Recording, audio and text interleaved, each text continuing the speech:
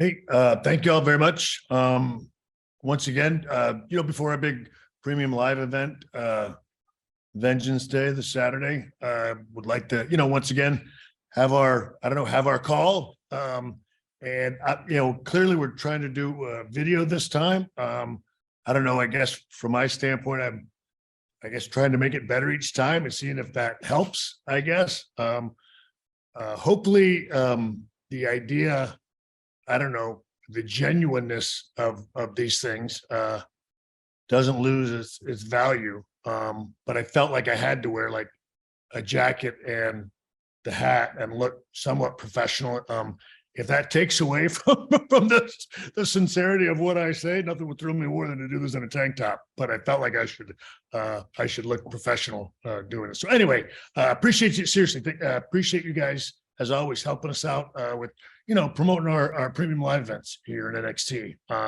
And I always kind of look forward to these calls. So if you guys are ready, I'm ready to go. Great.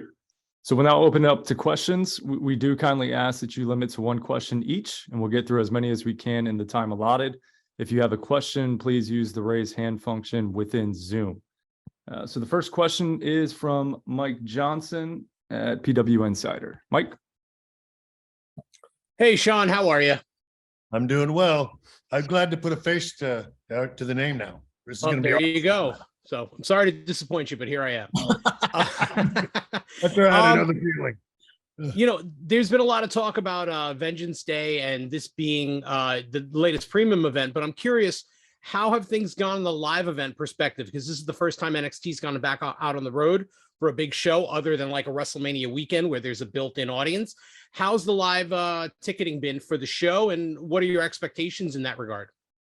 So look, it's gone very well. I think we're expecting around 5,000 people, which certainly for the setup that they've given us is pretty close to capacity. So from that standpoint, we're very happy. Look, and everybody's excited, and honestly, I'll be honest, nervous. This is our first time, other than Stand and Deliver. This is our first premium live event outside of the Performance Center in 3 years. And these are all new people, obviously, going out and doing this. So everybody's anxious, they're nervous, extremely excited. We're looking forward to getting on the plane tomorrow and heading to Charlotte. And look, hoping to do more of these, but looking to have an absolute blast and put on, what we hope to be a fantastic show. All right. Thanks for the time. I hope everything goes well. Thank you very much. Thanks, Mike. Next question up is from Brad Lewis at MediaWorks. Brad. Thank you so much. Hello, Shawn. How are you? Thank you for your time. Thank you very much. It's 6 a.m. in the morning here in New Zealand, so excuse me if my voice is croaky. Hey, a New Zealand specific question, Shawn. Dakota Kai obviously has done the main roster jump. Just wondering, you had a lot of time to spend with her time in NXT. What have you made of her jump up to the main roster in terms of her sort of potential career road? Well, look, obviously she's doing great up there, and that is no surprise to me. I was always and still am a fan of Dakota Kai. I will tell you, I don't know that there's a tougher young lady than her. I used to comment on that all the time. The girl can, take a tail whooping, and she does it really well. I've always enjoyed her, thrilled for her success. I'm glad that she got the call. And again, I think, I think she's getting what she deserves. Her and are both very talented. They're doing great with Bailey. And look, and they're only at the beginning, right? So I think the sky's the limit for them. And I believe all of them have an extremely bright future.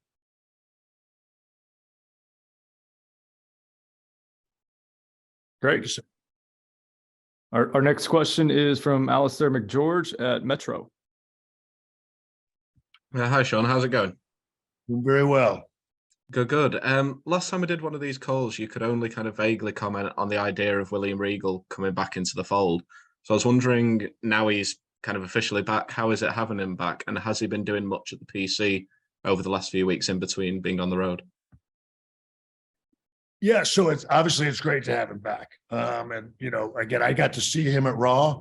And he's, he hasn't been down here a bunch, obviously because he's been busy, but at the same time, thrilled. Again, for us, it's, it's having him home where he belongs. Obviously, he's always welcome here at the PC. Everybody loves having him here. But quite honestly, look, it's one of those things that, like a lot of people, it was a very nice homecoming.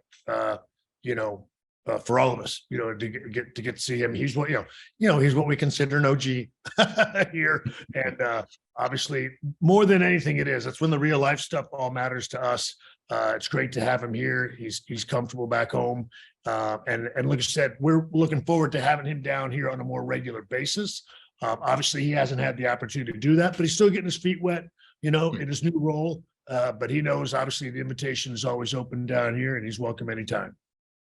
Thank you. Great. Our next question is from Sean Ross Sapp at Fightful. Sean. Hey, Shawn, thanks for doing this.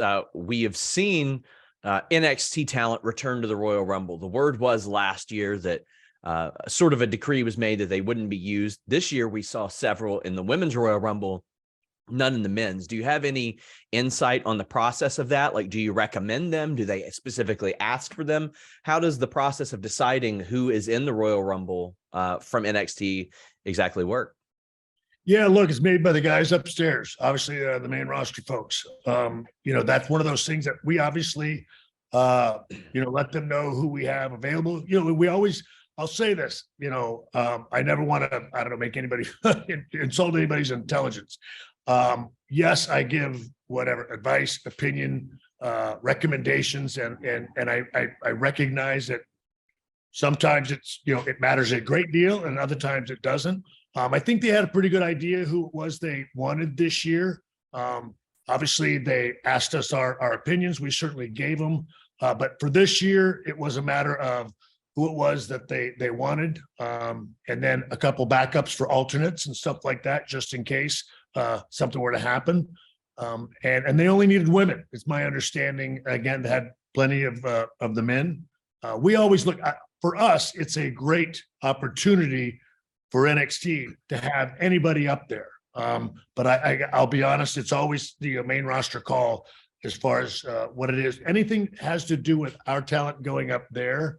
It is more often than not a main roster call. And then obviously when we're looking for main roster folks to come down here, that's me, making a request. And for the most part, it usually being granted, other than there being conflicts in talent schedule and whatnot. Thank you so much. My pleasure. Thank you.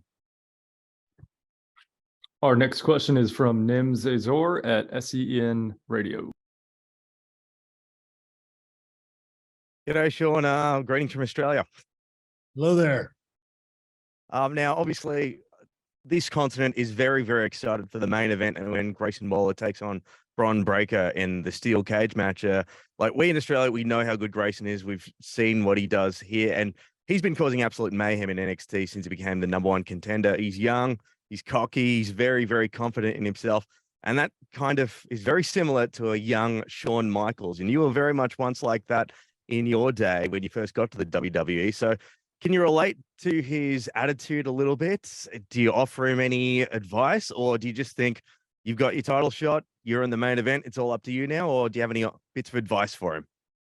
Well, look, first of all, yeah, he's in the main event, and him and Braun, it is up to him in the steel cage. But no, we absolutely have a great deal of communication. I think he's been on record saying that we have a great relationship, and that is true. I like to think I've got a pretty darn good relationship with a lot of my guys and gals, but he's certainly one of them. He is all those things you just said. He is cocky, he is brash, he's confident, he knows that he's good. And that's one of the things that I recognize that as well. He's another young man that came in here very early. It's almost, again, a similar trajectory with him and Carmelo that I did my best to get them on 205 as quickly as possible. And then when, the big change came, I was able to, obviously get them on NXT and look, they were both guys that looked at me and said, look, we're ready, give us the ball. And they kind of compete with one another. And again, as well as, Braun and Tony D and the Creeds. We've had a lot of people, but, Grayson is one of those guys that I really, really like because he's one of the hardest workers you find, but there's not a lot of difference between the guy you see on TV and the guy he is in real life. And again, I happen to like that about him. And I suppose that's probably no secret given my past. Appreciate your time, Shawn. Thank you. That's it. Our next question is from Graham Ramina at Bleacher Report. Graham? Hey, Shawn, how's it going? In the last couple of weeks, we've seen a lot of the NXT UK talent on NXT TV, which has been great to see. With that being said, can you comment at all on the status of Ilya Dragunov, Mako Satomura, if they fall in that same category of people that word was that it was a visa issue that we hadn't seen these stars before on the show permanently? Can you comment on their statuses specifically and just the involvement of the NXT UK talent on NXT TV as of late? Yeah, well, look, again, much like several months ago, we want them here, love having them here. A lot of it is availability. A lot of it is, as you said, visa issues. A lot of it also, again, is that it's, for some of them, that is a big career move and a big life difference. And so those are all things that we want people to consider, obviously, before they make that move. Look, nothing would thrill me more than to have Ilya and Mako here on a regular basis. They're phenomenal talent. We're thrilled about Gallus being back and Tyler being back.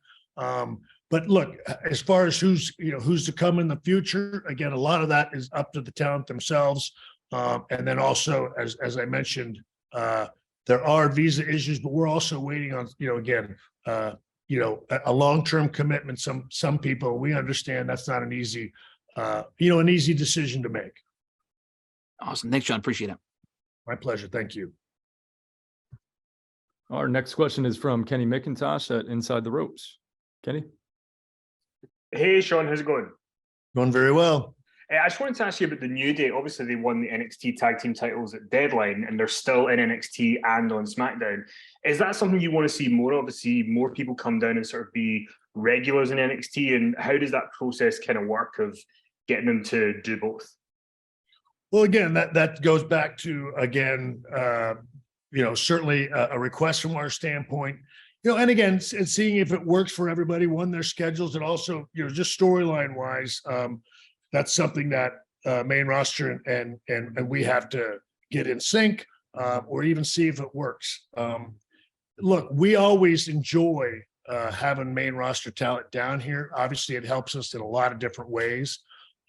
Clearly, I always try to, it's very tough sometimes. You'd love to have them here, I guess, all the time, and maybe that might help from a rating standpoint and things of that nature. But I always try to keep it at sort of our core level here, is that we are developmental, and so it's got to work obviously for the main roster. But I also like to get people that are ready and willing to be ready to teach and to help, and to help talent develop. And that sometimes is more than just a one-shot deal.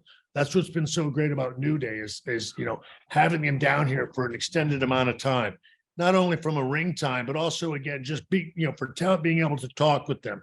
There's so much wisdom and knowledge that Xavier and Kofi can give our talent outside of the ring, let alone in the ring. And so, like I said, there's none of them are all the same. You know what I mean? They're obviously, for different talent, we make different requests. But obviously we want to have as much of that as we can. I think you're going to obviously always see it, going forward, again, because it's helpful, I think, to everybody. And so, I don't think it's anything. I wouldn't be surprised, obviously, if it continues to go on, because like I said, we are all now very invested in the future, and obviously making sure we have sort of synchronicity and synergy between all the brands. Thanks, Shawn. Appreciate it. Thank you, sir. Great. Our next question comes from Adam Silverstein of CBS Sports. Adam?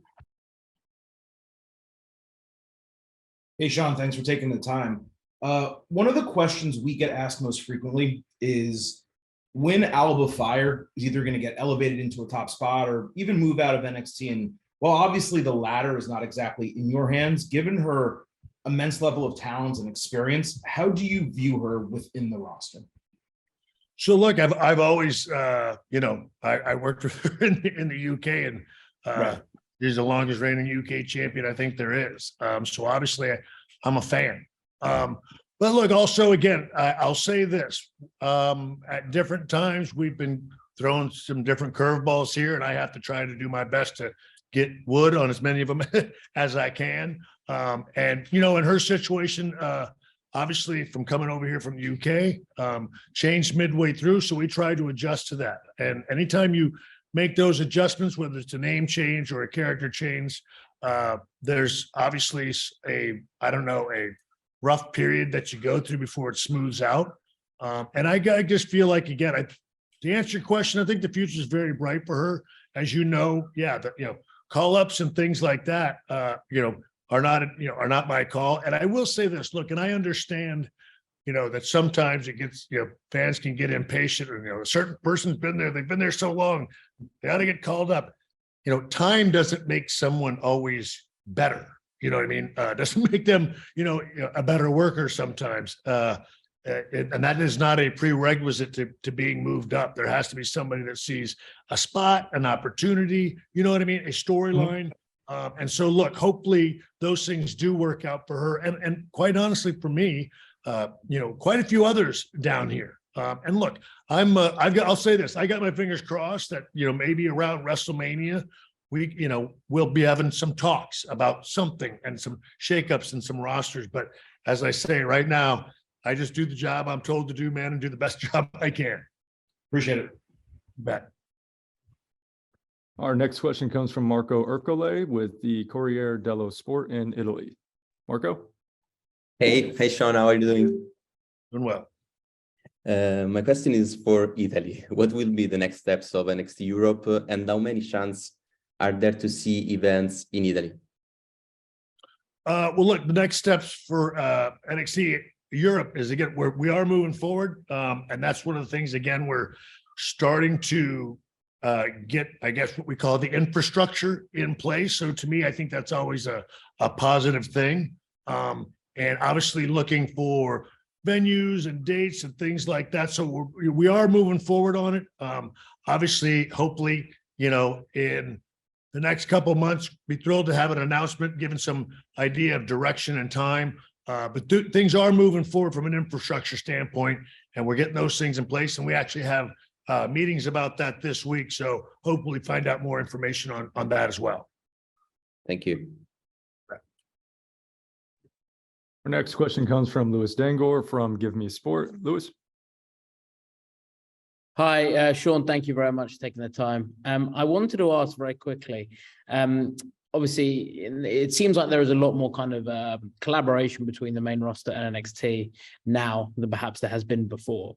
Are you actively having discussions with Triple H now about main roster call-ups? I know they kind of happen traditionally throughout the year, but around kind of WrestleMania time, which seen as obviously the season premiere, call it, and the season closer, that's normally a time when people start getting called up. So is planning already going ahead for that? And are you having discussions, or is that something perhaps kind of your visit down the line?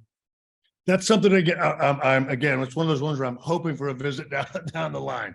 I'm with you, and look, and I'll say this, I know it, I know at times not everybody always believes me, but again, we've texted probably 2 times in the last several months with the schedule and everything else. I do know that, per tradition, as you say, usually around WrestleMania is when people feel that, those call-ups and things like that are possible. That's my feeling as well. That's my hope. But right now, there's been no information given on any of that kind of stuff right now. And I will say, look, everybody is concentrated, on WrestleMania. This is a big year. This is a big year for Hunter and for obviously all of us here in the WWE.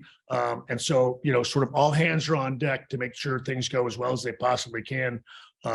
And look, we want to obviously still dot every I and cross every T that we can. But I just know this, I'm his buddy, and I know the pressure that he's under. So I'm just doing my best to kind of stay out of his hair, man this ship down here to the best of my ability. And I don't want to be a fly in any ointments. So right now, whenever it is they're ready, to talk, we're obviously here, always ready to go. Our next question comes from Bill Pritchard from WrestleZone. Bill? Hey, Shawn, how are you? Doing well. So I actually wanted to follow up on something that was mentioned about the Women's Royal Rumble earlier. Two names that were in the match were Roxanne Perez and Zoe Stark. And, you know, I know you said that the decision is really coming from up above, but as far as getting enough time in those matches, like, is that anything that you talk about? Because I know a lot of feedback was really, you know, people are happy for Roxanne, but they want to see her in the match longer. I think there was some speculation that maybe because Vengeance Day being so close, they didn't want to risk injury. Can you speak to any of that as far as like how they actually use her in the match versus what names you're suggesting, so to speak? Yeah, no, I don't. I mean, I can't, I have no way how they determine how long people go in. Look, I'll say this again. I suppose if I were to, you know, I don't know, to be a pain in everybody's backside and ask, I could find out that stuff. But no, look, I mean, the Rumble is sort of done, obviously, in advance. I think they always kind of have their idea of how they want it to go. Again, pure speculation on my part that, you know what I mean, they feel like, hey, let's highlight a couple, you know, NXT talent. Which ones do we want them to be? You know what I mean? We can give them each a moment, so to speak. But no, I cannot honestly speak, you know, to having any information on how that is decided and how they decide to go about it. All right, thank you. You bet. Our next question comes from Maddie Paddock at the Daily Star. Maddie. Hi, Shawn. Thanks very much for the time.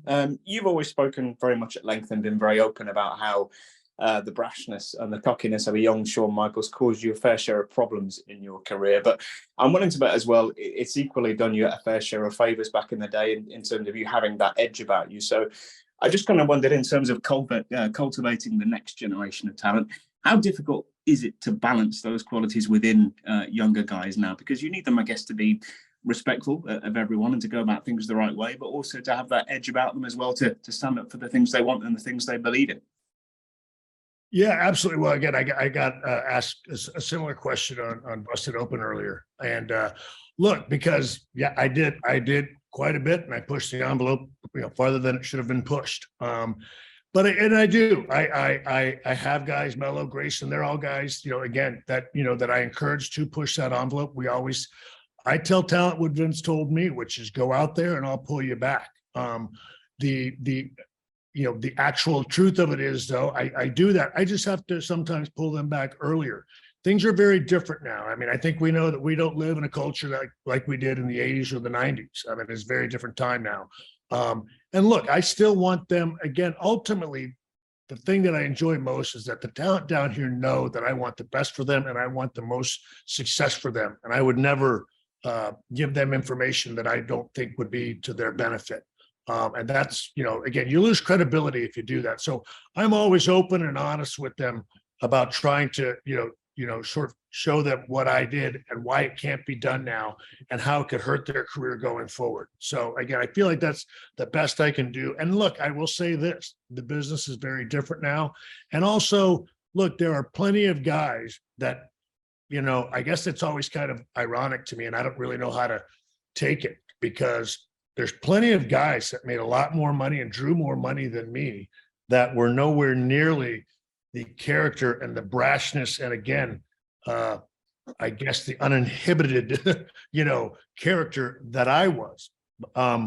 So I try to have them focus on that, focus on, I guess, the dollar sign, but so many people focus on the ability to do what I did, which not a lot of people either could do, would do, or should have done. I never know where the, you know, the correct answer is in that. But the reality is you can have more success, certainly money-wise, on the other side. Why not go for that one? You know what I mean? I guess I'll always have, I guess, this little area over here where nobody was more shameless on television, Shawn Michaels, I guess. But I mean, I want them to aspire to do more than that. I hope that answers the question. Yeah, brilliant. Thanks, Shawn. Yeah. Our next question comes from Christian Bruns at Power Wrestling. Christian? Hey, Shawn. Good evening from Germany. Hello there. So Mandy Rose's title reign came to an abrupt ending with her departure in December. How do you reflect on the way she suddenly had to leave the company and then adjusting plans with Roxanne now going into Vengeance Day and doing the triple threat match? Yeah, well, look, obviously not the ideal situation. I will say, I guess if I'm allowed to say it for the record, no, I didn't fire. I can't fire. I can't fire anybody. Only thing correct about any of that was I handle creative. But no, look, it was unfortunate. Obviously, I think Mandy was fantastic for us. I absolutely, enjoyed working with her. She was a phenomenal champion. We would have loved things to have gone differently and been able to build, our story with Roxanne. But I was put in a position to where I had to make a call creatively, and so we did that. And that's one of the things that that I've learned doing this job is nothing comes before the brand. And we have to put those things forward. And that's what we did. Roxanne was certainly where we were going regardless. We just went a few weeks earlier than we expected to. And but the great thing is now we're right back on course. And I will say, honestly, I think the world of Mandy Rose, she was nothing but phenomenal with us. We'll miss her. But we are thrilled about Roxanne Perez being the NXT Women's Champion, taking us into the future. Our next question comes from Josh Nason at Wrestling Observer. Josh. Hey, Shawn. A lot of NXT talent has got called up to main event spots, WWE Main Event in the last year or so. Really cool to see. And I was curious, are you the process and how that's communicated? Is that you that tells them that they're going to get their main roster debut? And what's your involvement in that process? I imagine that it must be a pretty special moment for whoever gets to deliver that message that, they're getting their call up and their opportunity in the WWE. Yeah. So, well, look, gosh, I don't want to say, 6 months ago, Drake Maverick, obviously, is sort of the gentleman that handles Main Event up there on the main roster. And at a particular point, I think, he and Hunter had talked and they wanted to start using NXT people, whoever we felt was ready and up for it on Main Event. And so that's sort of something that's kind of become a regular thing over the last several months. I would love to, I give the honor of giving good news to our head writer. He's the one that gets to tell everybody. I try to, if everything sucks, it comes to me. If everything goes well, it's all of us. That's just sort of the gig. So our head writer gets to deliver the news. They're obviously thrilled about it when they go. I think it's a great experience for them. Just to be in that environment, much like our ladies at the Rumble, every now and then, I think to let them see sort of, the other side and what that looks like. I think that keeps them hungry. I think it keeps them striving to want to get there and keeps them encouraged for the future. So look, that has been a huge benefit to us down here in NXT, is getting to have them go up there and do that. It makes them, again, you feel like you're actually, a wrestler in the wrestling business when you're getting on a plane, you're going there, you're going out in front of a big crowd. Again, they're getting to sort of meet some of the, Raw and SmackDown superstars. And it's a huge opportunity for them, and it's a huge encouragement. So that's been a huge plus for us to have down here over the last several months. Our next question comes from Miles Schneiderman at Wrestling Inc. Miles. Hey, Shawn, pleasure to meet you. Thank you, sir. So there's, Vince McMahon recently came back to the WWE board, and there's been a lot of speculation among the fan base as to what his involvement might be in the creative process going forward. Has Vince had any involvement in NXT creative or WWE creative in general? And do you anticipate him being involved in that process at all going forward? He has not, and I don't think so. I'd imagine Vince has probably got bigger fish to fry than us down here in NXT. But no, again, I'll say this: one of the things I enjoy about my job down here is the plausible deniability that I'm allowed to have. That's why I don't ask a lot of questions, because I don't know like I said, I don't want to know the answer to some of them. But again, that's what I love down here in NXT in Florida. But no, and I'll say, look, even back when, again, we were here, he was very good with us down here. You know what I mean? They wanted us, they helped us in a certain way. They guided us in how they wanted it to go. But after that, it was hands off. So, and Hunter, the same thing. Again, they're very good with us down here in NXT. They understand this is a different environment down here.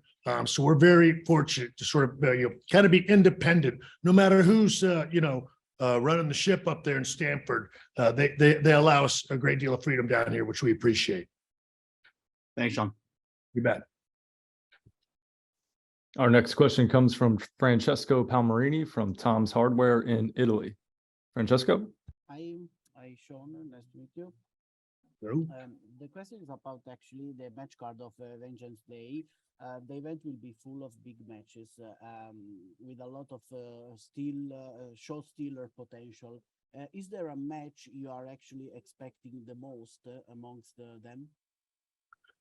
Yeah, well, look, I think there are a couple, but I guess for me, I'm looking forward to the 2 out of 3 falls with Carmelo and Apollo. I think that was going to be fantastic. Again, just because I think they're 2 phenomenal athletes. I love watching those 2 perform, to be perfectly honest. But again, I think it's a stacked card. I think Wes and Dijak is going to be really interesting. Clearly, our ladies defending the tag team titles. I think that's going to be a good match. And of course, the cage match. It's going to be great top to bottom. But look, if you're asking me if I'm going to pick one that's going to, I've got to probably be jumping out of my seat for quite a bit. I'm going to say it's going to be Carmelo and Apollo.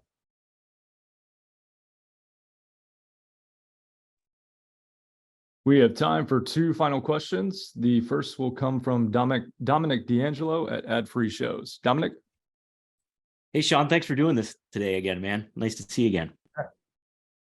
Hey, so, okay, we obviously mentioned another wrestler from Australia, Grayson Waller, being on the card. Another one that's had kind of an interesting trajectory since being a part of the NXT Breakout Tournament is Duke Hudson, who's now with Chase University and stuff like that. He's got like a good presence, good look, good charisma style. I'm kind of curious to get your thoughts on his development that you've worked with him since then. And where do you see him going for potential moving on forward? Well, so look, it's funny. Duke is quietly one of my favorite guys because, again, I think he was here almost before I got here. Look, he's a big, impressive, handsome son of a gun. And I think there have been times it's been tough for him to get some real traction down here. And I don't know, like I've just always liked him. I've always appreciated him. And I think it was just finding the right fit for him. And also, look, I think I'll say this. I think there were maybe some trust issues there, with him going forward. I think there were times that he was worried creatively he wouldn't be able to have something that he could really sink his teeth into. And I think over time, I hope that I've earned his, trust and his belief and all of that, because again, I think the world of him. I think he's just one of those dudes that he always makes me smile and makes me laugh. So we're thrilled to have him down here. And I think he's been doing just a great job in the Chase U story. And again, I know we have some incredibly exciting things for him in the future. Because I'm smiling because Duke is the guy that just always makes me smile, because there's a very good, handsome guy there. And then there's this dude over here that you always know you got to keep an eye on him. You know what I mean? You can't trust him as far as you can throw him, which makes him so cool to me. So we're very excited about, Duke and what he's been doing with Chase U. Cool. Thank you, Shawn. Have a good show this weekend. Thank you very much. You're welcome. And our final question comes from Steve Fall at 10 Count. Steve? Hello, I'm here with my tag team partner, my baby, because she won't stay. Shawn, it's good to see you. I've been sitting there. That's why I've been looking at the side there. I've been looking at you and your baby this whole time. That's tremendous. I was waiting. Give me and the baby a chance. We got it. Come on, look how cute this thing is. Though in the past NXT events, we've had huge events in the front row. We always see a new wrestler joining the brand. Can you give us a hint? Because you always see rumors online of who's coming, who's going. Are we going to see someone front row, NXT Vengeance Day, sitting there, standing up, waving to the audience? Well, look, I can't. If they're going to be surprises, I can't very well give them away here. I mean, that makes it less of a surprise, doesn't it? I mean, my goodness. Look, I'm going to tell you this much. We are going to have some exciting things for Vengeance Day. That's obviously, but look, I will say this. We've got a lot of exciting things, I think, coming down the pike here in NXT. It's a really good time for us. Look, you know, it's WrestleMania season for everybody here in the WWE. For us, yeah, it's stand and deliver, but it's still, you know, it's still the road to WrestleMania. So this is an extremely exciting time in WWE, and obviously NXT right along with it. This is our first time, like I said, getting out of here in 3 years. We're looking to obviously make this a great show, but then we are very excited about taking Vengeance Day and steamrolling into, you know, stand and deliver in WrestleMania. You know what I mean, in April. So this is a very exciting time. I think everybody's going to enjoy. Again, dare I sound like the Schiller here? Everybody's going to enjoy every WWE product from top to bottom here in the next coming months. Outstanding. Thank you so much for looking at my baby and answering my question. Yeah, my pleasure. She's adorable. Thank you. Thank you all for joining today. We'll end with final comments from Shawn. Shawn? Well, look, again, I guess I hope, I hope this was all right. I'm sorry that I'm here and sweating and stuff like that. I don't like the suit and the hat, but I do. I don't know. I like the video aspect. I like putting faces to a lot of you guys, and I apologize that again that I don't know everybody by name and face. Appreciate the help, honestly, all these times with our premium live events and helping NXT get out there. Look, said I hope one day you guys will be able to do this in in the same area. You know what I mean? Maybe if everybody comes out to WrestleMania, we can do it at Stand and Deliver and get to know everybody personally. But again, just want to ask you guys to do what you can to help promote our show on Saturday at Vengeance Day. We think it's going to be a hell of a show. We're very excited for the men and women of our brand here. And I hope that you know that, look, again, I get the wrestling business and the cynicism and everything else. And I try to be as honest with you as I can. I do purposely, a lot of times, don't ask because I don't want to lie to you. It's better for me not to know the answers than to lie to you guys, to be perfectly honest. I prefer that. It doesn't bother me not knowing everything. In fact, I like it quite a bit. So for now, I enjoy this relationship. I appreciate you guys helping us out with this. I'm looking forward to doing it after the show. And some honest feedback, man. I got to be honest, even if it's bad, I'd like to hear it on our show. I hope to God it goes well. I want it to go well for these young men and women. And I want it to go well, obviously, for the brand and the company too. So anyway, thank you all very much for helping us out with this. I appreciate it. Vince, a team of psychiatrists could spend a career working on Vince McMahon, and in the end, Vince would still be Vince, and the psychiatrist would be in a rubber room at the Puzzle Factory.